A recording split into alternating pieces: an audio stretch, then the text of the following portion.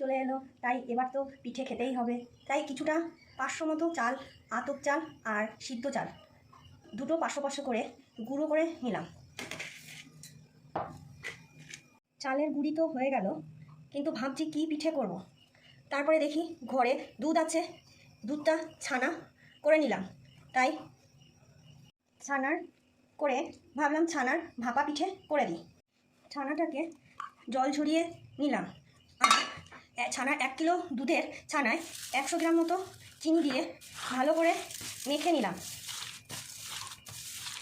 এবার ছানাটিকে একটু কড়াইতে আমুল দুধ দিয়ে একটু নাড়াচাড়া করে নিলাম।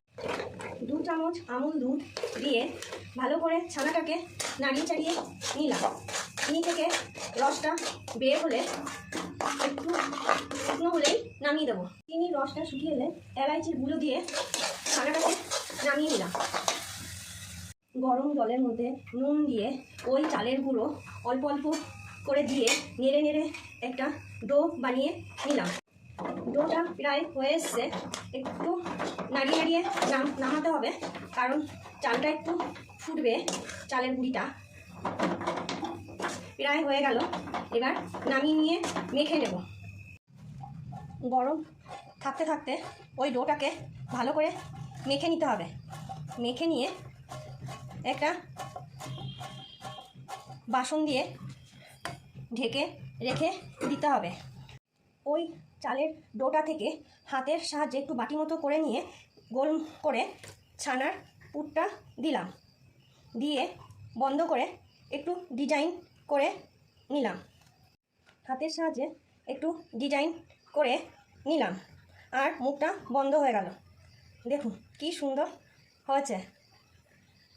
জল বসিয়ে দিয়ে এসেছি, জল গরম হতে হতে পিঠেগুলো ছিদ্র থালে সুন্দর করে সাজিয়ে নেব।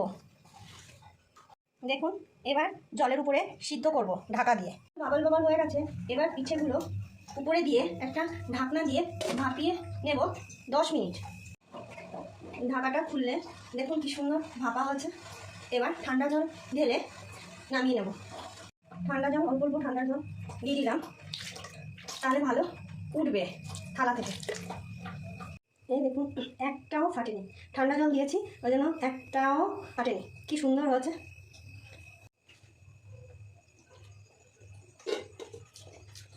সত্যি দারুণ, বলার নেই।